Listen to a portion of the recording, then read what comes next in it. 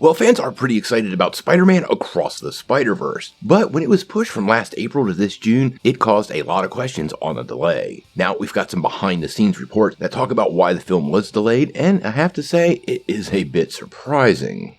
Well, if you remember correctly, the first Spider-Man Into the Spider-Verse movie was released back in 2018, won an Oscar, and had overwhelming positive reviews. So it's pretty understandable there's a huge amount of excitement for its sequel, Across the Spider-Verse Part 1. Now, we were supposed to get the movie last year, before it was pushed to this June, and now we might actually know why.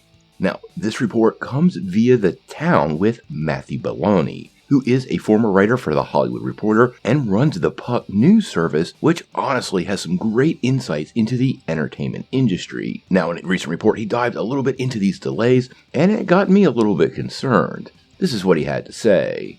Well, it cost a lot more than the first one, because they had a bunch of problems on this one, and they scrapped a bunch of stuff and went back. It's Lord and Miller, and they kind of write as they go.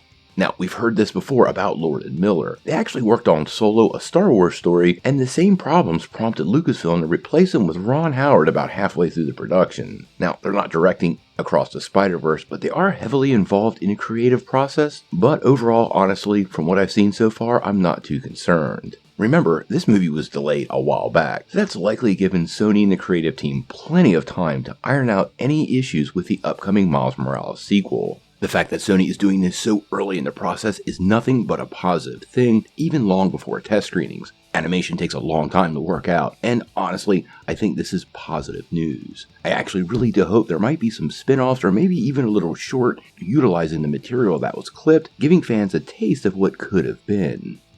Now, this may have made room for some good things. Remember, we did that recent report about a live-action cameo making its way into the movie. We did a full report on this. It should be popping up right about now. I totally suggest you check this out because I think this is pretty big news for not just Spider-Man, but the MCU. Now, we have a couple of details about the upcoming sequel.